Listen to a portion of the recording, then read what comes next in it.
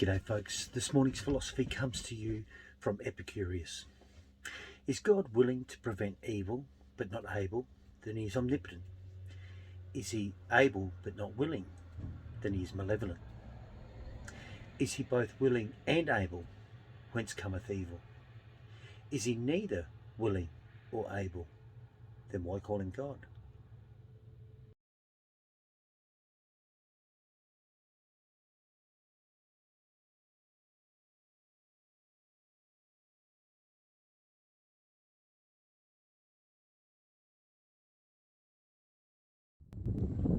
Welcome to Dinefwr Castle.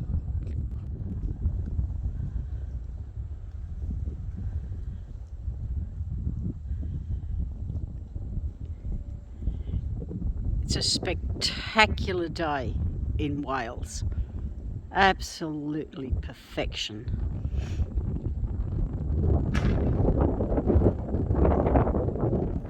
We are about 50 kilometres northwest, we'd be west-northwest of Cardiff, and this castle was, legend has it, it was originally built for Rhodri the Great because the Welsh had their kings and queens as well. Rhodri the Great was the first one in the 8th century. Legend has it that he had one built here, but this one was built in about just after the Norman invasion, so we're talking 11th century. And as legend has it, King Henry II wanted the land, so he sent a reconnaissance tour. He sent an individual to travel with a Welsh cleric to find a path from the east to here to Dinefwr Castle. And the cleric, the Welsh cleric, was quite clever. Instead of taking King Henry II's reconnaissance team directly through an eastern route, which was pretty simple, coming straight from England, he took him on a detour through some of the highlands, made it really difficult for him. And when they got up here, when they're only a couple of kilometres away, the cleric knelt down and started eating grass. And when he was asked about it, he said, well, this is what we do when we fall on hard times in this area. We have no choice. Eventually, the reconnaissance team went back to King Henry II and said, forget it, it's just too difficult to get your way up there.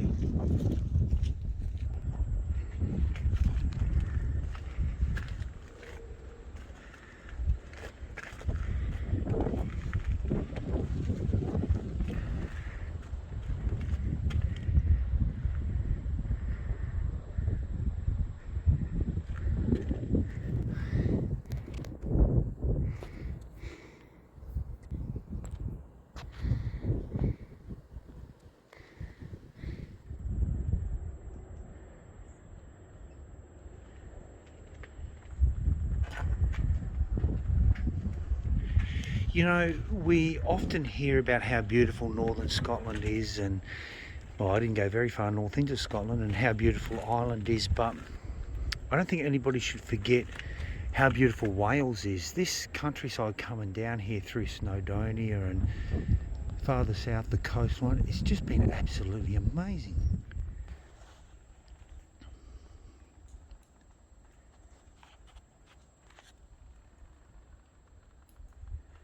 When you look closely at these, you can see where the roof used to be. I'm talking about actually seeing recesses in the stonework from above. You can also see what looks like corbels holding up the floor. So if I can zoom in without losing too much focus, that's where the floor would have rested.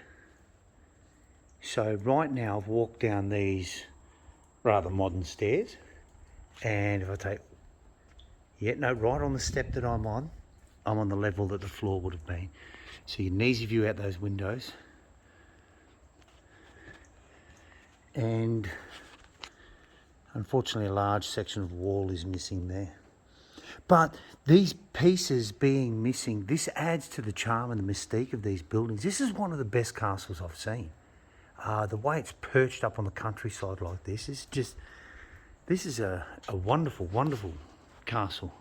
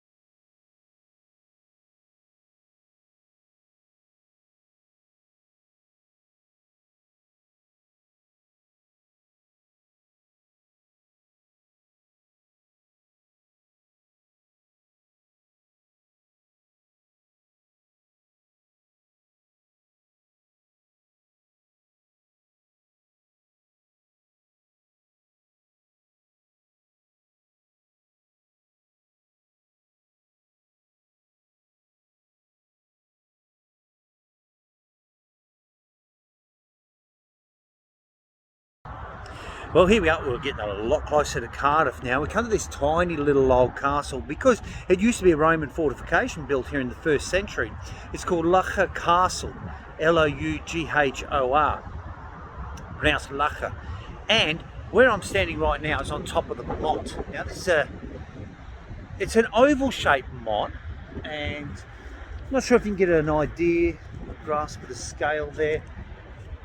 We'd be 20-25 metres high, I'm guessing. And the Roman fortification was gone for a very long time. And eventually, during the Norman conquest, a keep was built up here. And then it had a curtain wall around the motte, top of the motte. But this is all that's left.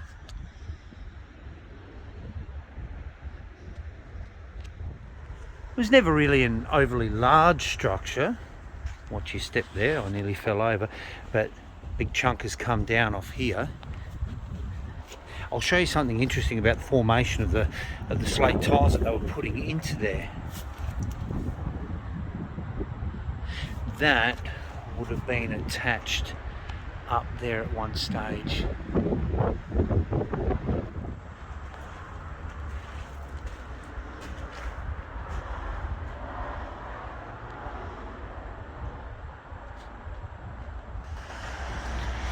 It may not have impressed you when I talked about the motte being built up here, but to do that such a long time ago would have been quite a bit of manpower.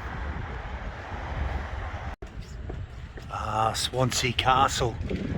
She's medieval, built in 1106, just after the Norman invasion, and the motte is 52 metres in diameter. A lot of mottes that they built in Wales were almost oval in shape.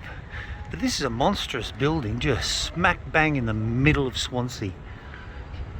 Actually, the motte is the 2nd largest in Wales, second only to Cardiff Castle, which we'll see tomorrow.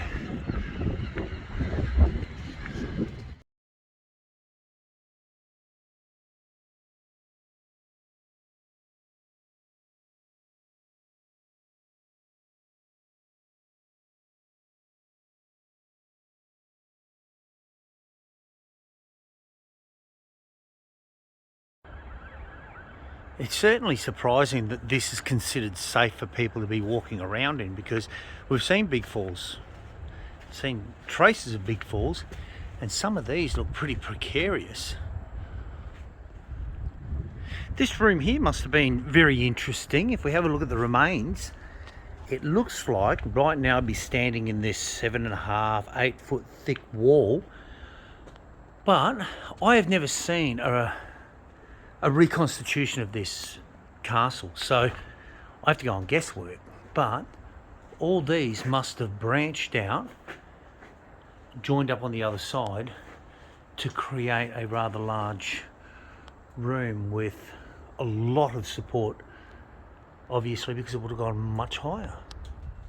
There was a lot of defensive effort put into the tower gate. This is the front gate, and there must have been a lot going on in here.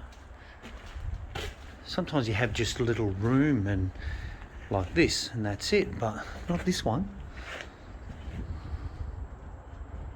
We were just talking about how we think that maybe there were different levels here that had stone roofs, and then which would ultimately become the stone floor above, because the old Roman style arches that we used to use were deliberately designed to disperse the weight and distribute it down into the wall. So it's purposely built on that angle, and these ones here are multiple arches giving strength. So this one would have come across and married up with this one. This one would have come across, there would have been one there, and then that one could have continued across to here. This one to this one, so on and so forth. So this would have been lots of different arches offering support.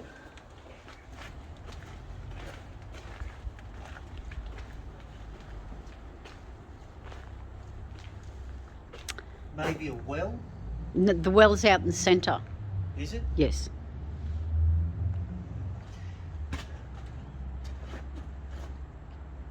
Oven? Could be heating.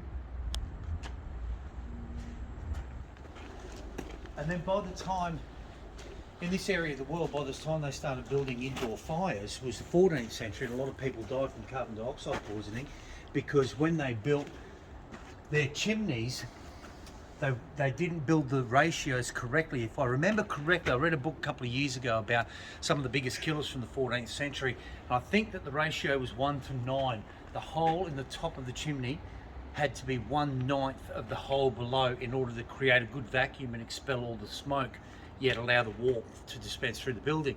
And when they didn't have those ratios right, just a breeze coming across was enough to push all that smoke and carbon dioxide back down into the building.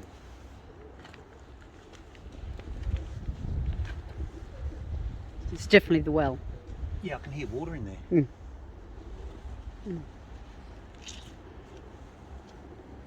But the structures inside here are very straight lines.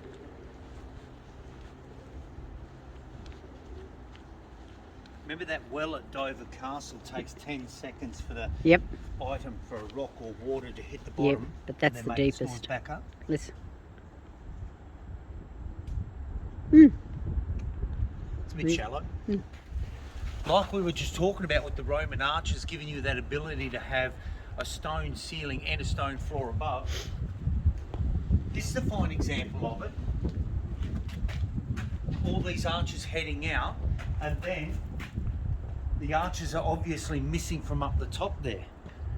Once the roof is gone, it's hard for the arch to continue to hold up. Angle here. Now, I don't see that on other castles. This angle here, and I saw it round before. You're talking about the fact that Yeah. it slopes The up, slopes, yeah. not just a vertical wall from No, the base. it's not vertical. It's on an angle. Tapers. I have not seen that before. Yeah, you're right. Very even. Yeah. On the diagrams, this is where there was one great big long structure. It's only single story. And all these angles here. It's unique for just this area here. When we were in that room looking at that pillar that had all the Roman arches running off it, that's it there, if you can pick up on that, the one sticking up there, it's missing the arch. And over here in the corner, sitting by itself, we found what, well, that could be it. Could be. Yeah. It's the same shape anyway, that's for sure. Hang on. Here's the long building. It looks like most of it's wooden too. And there's the butt rows for them there. Yeah. So even in this diagram, you can Yeah, see you can them see them tapering taping. out. Yeah. So Yeah. that one there and that one there Yeah, that's are your big those front two there that door. we looked at. Yeah. Yeah, amazing.